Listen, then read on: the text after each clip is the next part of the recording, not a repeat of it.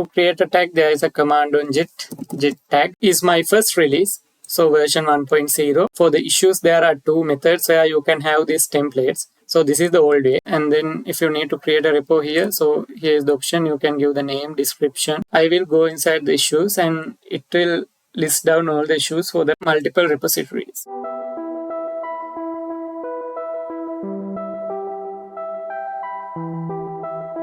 Hello my dear friends, welcome back to QV Bro. So as I promised, I am back with another video. So yeah, this is our last video on GitHub playlist. I know it was a very long playlist. We had to spend like 2-3 months here. Finally, we have come to the end of the playlist. I hope like I covered almost all the parts which are needed for the GitHub Foundations exam. So that's why it took a bit long. But I hope yeah, we covered almost all. There are a few more things, some small parts which we couldn't cover under the previous topics. So today I got all those remaining parts and included in today's video. So yeah, today we will be able to cover different areas like tags, releases, then yeah, about the desktop application. Likewise, the remaining parts today we can discuss and can complete the GitHub playlist successfully. So yeah, without wasting any more time, let's start with the first part, GitHub tags. So yeah, GitHub tag means, okay, let's say when we do releases, then yeah, let's say you download some software from internet, then you will see like 1.0, then 1.1. Likewise, they will tag it with some version. So that is to like identify or differentiate between two releases or two versions. So now you know if you come to 1.0, they will mention like what are the features there. Similarly, if you go to 1.1, then you will see what were the new features or what were the bug fixes. Likewise, so it is very easy to track these releases in this version. So we can use these tags and releases in GitHub to ease your work. So I will show you first how you can create a tag. So if you go to your project, so in your clone place, so this is my project. I have cloned it to my local. Then I will create a tag. So to create a tag, there is a command on git tag. Then you can give the version number as you need. For example, I will give as v 1.0, something like that you can give. So yeah, I will go with 1.0. Then now the tag has been created. So now this is in my local. So you know you need to push these changes to your remote repository to update your GitHub repo. So you know how to push your changes. The command is git push. We have already discussed these things. I will give origin, then what? My tag. So I need to give the flag tag and then I will give as 1.0. Now you will see, okay, it says my new tag. It was pushed successfully. Here previously it had 0 tags by default. So after I refresh, now you can see it has 1 tag. So if I go here, now you will see, okay, version 1.0 created. Here you will see what were the commits inside that. Like in my project, we had only 3 commits. First one, the index.html file was added, then we rename and updated. So if you can remember, this is the file which we created for discuss about the pages. So it's the same project. So those changes are there. Now those changes were tagged as 1.0. Now if I do some other commits and if I commit those things and pushed, those things will be done after 1.0 tag. So later I can tag those things maybe as 1.1. Likewise, I can continue with these tags. So here it says like 2 weeks ago, then the commit number, then you can download the code base as a zip file or as a tar.gz. And here you can create release. So now this is the tag. So it's like just the tag has been created, put in all this code from this particular commit. And I have grouped those things, let's say, and then I have created tag as 1.0. Then, yeah, if you think it was a mistake, you can delete the tag as well. Or else now you can create a release from this particular tag. So there's, maybe like you will not see much difference between a release versus a tag. So tag, it's from the git. we created the tags. Then release is something like more or less for like your documentation purposes. So once you have a tag, then you can create a release for that particular tag, and then you can include the other documentation and all those information for this particular release. Okay, let's see. You can click on the create new release, then you can select the tag. So if you have multiple tags, those things will be here. Currently we have only one tag, so in that case only one tag will be visible. Then you can select from here, what is the previous tag to compare. That means like if there were multiple tags, so let's say, I will show that later. So 1.1, then if you need, you can generate release notes from here. So it will have the change log. That means that the commits or the changes which have been tagged under 1.0. So you can give the version, then you have the change log, or else if you need, you can add some other details as well. And also Markdown is supported. Now you know how to style your pages using Markdown. Then here's the option. Either you can go with the save draft option, or else you can go with publish release. So I will go with the publish release. Okay, now here is my first release. So version 1.0, it shows as the latest. Then who created this and how many commits in this particular release. Then the tag version, then the commit, and it has the change log, the difference comparison, and the zip and the tar.gc from the particular tag also included. So this is like more detailed information here in the release. So if you need, you can compare this particular release with another one as well, and edit and delete options are already there. So if you go to the change log, so there isn't anything because still we are comparing between the same two tags. So to show the difference between two multiple tags, so in that case I create some multiple files and I created some tags as well. So I will show you like, okay, now I will go and create a new file. Okay, let's say this one we can say as contact.html, and I will give some content, contact us. Okay, and then I will commit, and I will push this, I will commit to main branch, and then I will come back, and here I will create the tag. Before creating the tag, you need to remember, now here my project is a bit behind. I still don't have the latest changes. In that case, I need to get a pull request. Otherwise, if you create the tag will be created before one commit. So not on the latest commit. So in that case, you need to keep in mind about that.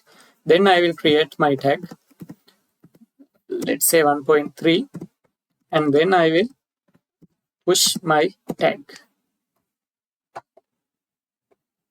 Okay, I will refresh. Then if I go to tags, now my 1.3 tag is there. I will go to the commits, and you can see my contact.html file, the latest change, and the particular change was tagged with the version 1.3. Then I will go to releases, and I will draft a new release. I will choose my tag as 1.3 and previous tag. Okay, currently we have created only one release, 1.0. Now I can give as my previous tag as 1.0, and then I can go to generate release notes, version 1.3. Here you can see it's ticked as the latest one, and then I will publish. So now if you go to the full change log, previously I created these hello HTML and name HTML files, and then I added the contact HTML. That is also there. So likewise, you can view the difference between 1.0 and the 1.3 versions. So that is the use of creating tags and releases and maintaining those in your repository. Here also you can see the releases are showing, and then and here there is another option called packages. You can go and publish your first package. So package in the release user, you can go and download the zip file or the tarball with the code base. Other than that, if you want to publish this as a package with using one of these Docker, npm, or the containers or Maven, one of these packages, so this is the place you can go and create or publish your package. So instead of come and downloading the code or the zip file, then the users will be able to pull your changes via this particular package. So that's about the tags, releases, and the packages. Then I want to talk about some part related to the templates. So yeah, we have seen like about the issues, how you can create an issue. Then we saw like how you can create the PRs or the pull requests. So when you go and create these issues and pull requests, you will be asked to fill some information, the detail. So let's say, okay, for issue. So in that case, when different people go and create issues, they will use different templates. Someone will put the steps, then the expected outcome, actual outcome. Someone else will put steps, expected outcome, actual outcome, then maybe the environment and the browser details as well. Likewise, so different people will use different templates. Sometimes these things will be very confusing, or if someone is not following a proper template, then there will be miss of information. So these things will also lead to some confusion. So in that case, if you want to manage this properly, when you create this repository, you can have a default template for these issues and pull requests and those things. So when anyone come and click on the create issue button, they will be loaded with the pre-created template. So they need to follow the particular template. So I think that is easy. If you have a agreed template for these things, if you within your organization, so then you can use these templates in your repositories as the for the issues and the pull requests, and also for the actions also you can use. So anytime anyone who comes and want to create issue, pull request, or action, so then they will be shown the agreed template. So they don't need to it is not mandatory to follow. They can update that, but still they will be get an idea about okay, this is the template which I need to follow. So that we can do in two ways for issues. One is you can have a file issue template. The other option is from settings. Now they are providing a different way to have the issue template. I will show both. Then these issue templates and the pull request templates, those files, as I mentioned, the markdown files you can keep. Those markdown files you can keep in three different places. One is on your repo, the root. That means here you can directly create an add file. Next place is within a .github folder. So here you can create a .github folder, and inside the folder you can have these files saved. The next one is here you can have a docs folder, and inside docs folder also you can keep these template files. So there are three places: at your root, at a .github folder, and at docs folder. So I will create it at the root. So I will go to create new file. So then I can give issue template.md. So here, once you give this name, you will see there is a banner. It says you are using an old version of issue templates. Please update to the new issue template workflow. So that's what I mentioned, that for the issues there are two methods where you can have these templates. So this is the old way. I will next show you the latest way of having these issue templates. So here also now you can see some other information related to these templates. So here what you need to do is you can here give the template. So anyone then when going to create an issue, they will be shown this with templates so they can follow it. So for example, I will say steps. Then I will add some numbers like this. So then they know they need to give the steps. Then I will give as expected outcome. Then something like this. Then actual outcome. Then environment, browser, additional info. Maybe something like this. So let's say this is my template. It's a basic template. You can have a proper template. So then I can commit this file to the main branch. I will commit here. Okay. Now you can see there is a file called issue template.md. So now since this particular file is created, when you go to issues and if you create on this new issue button, now you will see, okay, you can see here it loaded my template, steps, expected outcome. Likewise, the content which I added for the issue template.md file will added here by default. Otherwise this was empty, if you can remember. Now here this template will be added. So now anyone who wants to create a bug easily, they just need to fill the details. The template is already given. So I hope that part is clear. The same thing you can do for the pull request as well. Okay, next let's see how to create the pull request template. So I will have pull request template.md. Then I will give the details. Here also again maybe you can see, you can give the template like changes. If there is any Jira ticket, both likewise you can give some information. I will have these things. Then I will commit. So here you can see the pull request template.md. You know .md means markdown. Then if I go to pull request and if I want to create a new pull request, okay, currently we have only one branch. So in that case, I will come here and create another branch.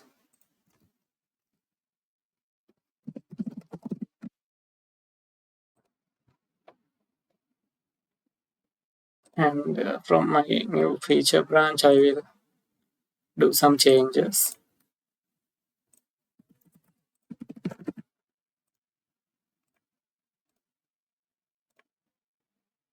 Okay, now we can create the pull request from my branch.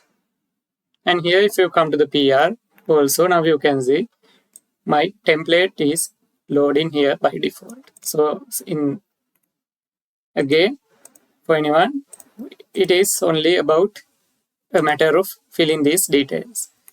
No need to worry about a template, or if you don't know like what are the information you need to mention. Now you have a template, you just need to fill the information here in your template. So those are two templates, like the issue template and the pull request template. For the issue template, as I mentioned, there is another way, the new method. So for that you need to go to settings. Inside settings, you will see under the issues, you will see here setup template option is there. So you can click on that. And then it will ask to add template. So I will, and it will give info. It will give three options: bug report, feature request, and custom template. For different scenarios, you can have different templates. So this time, let's say I will go with the feature request option and then preview and edit here. So these are the by default it loading. You can go and edit the other information like what are the content of the template. I will keep those things and I will propose the change and I will commit the changes. Okay, then let's go to issues. Now if you click on new issue, it will give this feature request option. Then I will click on the get started. Now you can see again the template is loaded here. So you need to fill in the blanks, something like that. So that is very easy. You just need to follow the templates. So that is about the issue template and the pull request template. I hope that part was clear. Then similar to that, there are some other files as well where you can use in order to manage your GitHub repository. Similarly, another one is security.md file. So you can create a file called security.md and then here you can give, okay, because now the issues here means maybe the functional issues or those testing issues. But again, there could be some security related issues as well. Bugs. Reporting those can be, there is a potential risk in reporting these security issues in your repository if your repo is public, because anyone who come to your repo can access these issues as well. Okay, then they will know your system has this type of security vulnerabilities. So then there could be a threat of attacks as well. So in that case, if you need to give information like on when someone come to report a bug related to security matters, then you can give some instructions here in a file called security.md. So anyone who comes here, now they will first go through the detail given here and then based on that, they will act accordingly. So any information you need to give here, you can type. So I will just add like these instructions. Okay, and then I will commit my changes. Then I will refresh it. So here one interesting thing is like normally the readme will be here. Since I added the security MD file, now it generated a new tab called security. if you go to the security tab, you can see my content which I gave inside the security.md file. So that file was created and added here as a new tab. Then again, if you go to issues and if you go to new issue, now you will see report a security vulnerability. Previously you saw only feature request option was there. Now there will be another option called report a security vulnerability. So if you go to policy, now again here they will show the content of the security.md file. So then anyone who come to report a security vulnerability can go through the instruction given here and can act accordingly. And here also you can see now it is tagged under the security tab of my repository. So I hope that part was clear, the use of a security.md file in your repository. Similarly, there is another file that is called code of conduct. We can have a file called code of conduct.md. Similar to the security.md file, we can give the instruction related to the code of conduct of using this repository.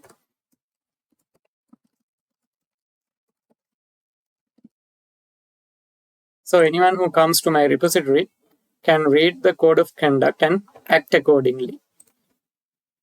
So again, the code of conduct will also be added here as a new tab with the README and the security. There is now a new tab created called code of conduct and the content will be visible here. So I hope those things are clear about using these template files and these instruction files. All are .md, that means markdown. So those are markdown supported. You can use your markdown knowledge in styling those pages. Okay, other than those files, there is another file called the code owners file.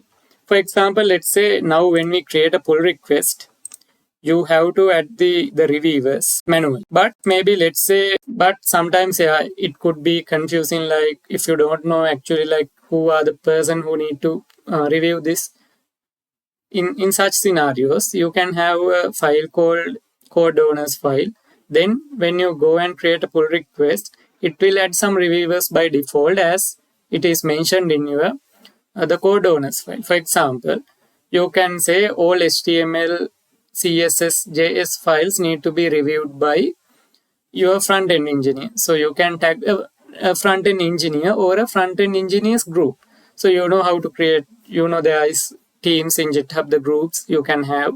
So either a group or a person. Likewise, for .java files, you need to ask the backend engineers group or particular selected backend engineers. So then when you create a pull request with those files, then those people or groups will be automatically added as reviewers for your pull request. So here is the GitHub documentation for the code owners. Here you can read more information about how you can arrange your code owners file.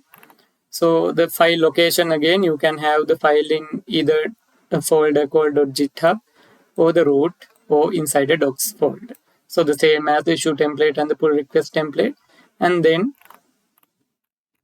this is something important. The file size should be less than 3 megabytes in size. There is no limitation for issue template and pull request like this, but for the code owners file, there is a limitation for the file size.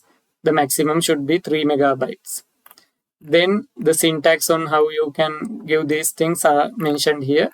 And this is an example of a code owners file. So if you check here, if you check the syntax, the star means all.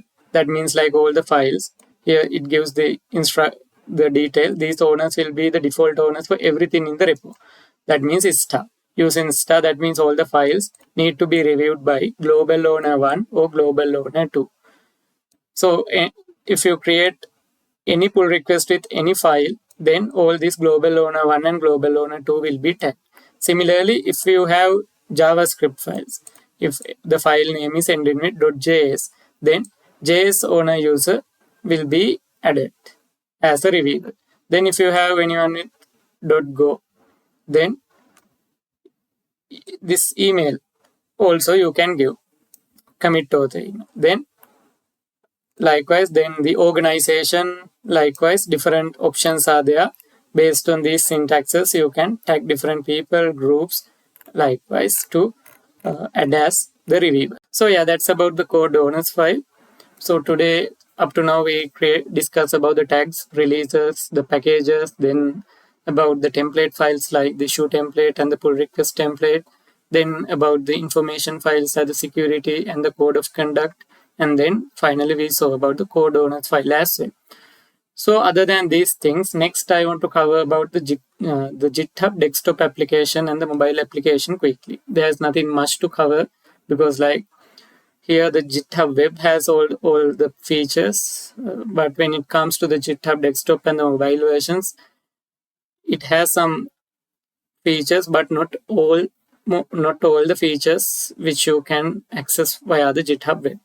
So you can download the GitHub desktop version from the GitHub website, and then when you install, you will be asked to log in from your Git account. Then it will be again redirect to your web, and then you can give authorization for the desktop application. Then you will be redirected to here. So this is the GitHub desktop preview, the home page. So you will be visible with all your repositories here. So you can filter and you can refresh and it will add any new repositories. Also, here are some tutorials. You can watch at the create tutorial repo and clone a repo. And then if you need to create a repo here, so here is the option. You can give the name, description, and then the git ignore file and the license. Similar way, you can add and create the repository. And then if you want to clone a repo, here the repos are given. So if you click here, and then you can specify your local path to where this particular repository need to be cloned, and then you can click on the clone button, it will clone. So that is one easy thing, like you don't need to go to GitHub desktop and then copy the clone URL and then come to terminal and use git clone command. No. So here very easily you need to specify the path on your computer. And then also if you have any repo in your local already created which has not been added to GitHub, then yeah, you can easily add this to your GitHub as well. So those are the features available in the GitHub desktop. Other than that, here also under file you can have the create new repo, add local repo, and the clone repo options are there. And the options, if you go to options, you can see your signed in account information. If you have any integrations, you can have those things. Then the about your Git configurations, Git name, and the Git email. Then if you need to change the appearance, the notification settings, and advanced information, all those information are there. Then here copy paste options. Then there's nothing much other than that. Then let's go inside the project. So when I click on the first project, then I can clone it. Okay, I gave the path on my local and I cloned my repository. Okay, if you click here, it will fetch the changes, refresh. Okay, so this is the view. So now if you go to your repository and if you do some changes and if you fetch it from here, so you will be seeing here all the changes done. So then the commit you can do it from here. No need to do it from your IDE or terminal. The commits you can do it from your GitHub desktop commit and then you can push it. So those are the main features available on your GitHub desktop application. Then I will quickly talk about the GitHub mobile application as well. You can download the GitHub mobile application to your Android or iOS devices. Then you can log in again from your GitHub account. So then this will be the view of your GitHub mobile application. I hope it's visible. I will try to create a video on my mobile and then to link it with this particular video as well. So this particular application is one use is like you can have this GitHub mobile application for your two-factor authentication purposes. So if you enable two-factor authentication, then you can give the second authorization mechanism as your GitHub mobile. So in that case, then the OTP or in the OTP scenario, it will show you a number. Then you need to go and open your GitHub mobile application and then type the particular number, similar to the Google authorization app or similarly. So that is one use case of GitHub mobile application where you can use it for your two-factor authentication purposes. Other than that, yeah, you can view issues, pull requests, discussions, projects, repos, your organization, then the start ones, those information you can view from your GitHub mobile application. Then also you can view all your notifications. Then if you want to explore those information, like some public information, like the public repo information, those things are there. And also you can view your profile as well. So those are some of the information related to your GitHub mobile application. And also, yeah, if you, for example, let's say here you can see the issues. I will go inside the issues and it will list down all the issues for the particular multiple repositories. Here, one confusion is like it's not filtering. First, I think it's better like if you show the repositories and then if you select the repo, then there is kind of a mapping between the GitHub web versus the mobile. But here it's different. Here it lists like issues, pull requests. Likewise, if you go inside issues, it will list down all the issues from all your repositories. So that is one confusion. It's a bit hard. Sometimes you will miss this information. Then if you go inside one of these issues, so this is the view. You can view those information, and also at the bottom you will see a comment button is there. So you can add some comments to your created issues. Other than that, you can share. Yeah, you can edit the title, and then you can unsubscribe, lock, pin, and report. Also, you can close the issues from your mobile application. Similarly, on the pull requests also, if you go inside the pull request, again you can comment and edit. You can change the base branch, unsubscribe, lock, report, close. Those information are there. Similarly, you can view the projects as well. Likewise, some useful features are available on your GitHub mobile application if you are not near a laptop, and then maybe if you need to quickly check some information. So in such scenarios, your GitHub mobile application might come in handy. And also, yeah, you can create new issues as well from the mobile application. So yeah, those are some of the main features available in the GitHub mobile application. So yeah, that's about the GitHub desktop application and the mobile application as well. I think, yeah, there's one more part remaining. It's related to the GitHub Copilot. So yeah, I know that's too much for today's video, but since we need to complete the playlist today, I will quickly go through the GitHub Copilot as well. So GitHub Copilot is GitHub's AI related feature. So if you go to home, and here you will see there is a free 30-day trial for the GitHub Copilot now. So if you are interested, yeah, maybe you can go with this 30-day free trial. And then after the free trial, here you will see the monthly plan is $10 per month and the yearly plan is $100. So you can get your access. And then you need to fill this information, and then likewise you can pay the first 30-day free trial. You can cancel Copilot at any time. So yeah, here even though like it's a free 30-day trial, at first they will do a pre-authorization request of $10. And today is 18th of September. Then you will be billed $10 per month starting from 18th of October. So when you start this free 30-day trial, you need to do a pre-authorization request, but you will not be charged. But yeah, you need to add card details. But then after 1 month, it will start billing based on your selected the option, either monthly based or annual based. So yeah, so when talking about GitHub Copilot, it will come integrations at different places. Yeah, there will be integration with your IDEs like the IntelliJ. So then you can, from IntelliJ, you can install the particular plugin for Copilot. Then when you do coding, it will give you some suggestions using the tab button on your keyboard. You can accept the given suggestions. Also, there will be integrated chat platform on your IDE where you can chat with the GitHub Copilot. Similar to you chat on the chat GPT, you can go and ask questions. But yeah, remember this, since this is GitHub Copilot, all your questions need to be related to the coding related scenarios, no other general ones. So those are the integrations which you will have with your IDEs. Almost, I think all the popular IDEs now have the GitHub Copilot, the integration. So you need to log into your GitHub account from your IDE. Then it will sync with your GitHub Copilot. Then yeah, as I mentioned, you will get the chat box and also the suggestions, coding suggestions as well. Other than that, GitHub Copilot will be integrated with your GitHub web as well. So when you go and create these pull requests and those things, so then you can auto-generate the pull request description.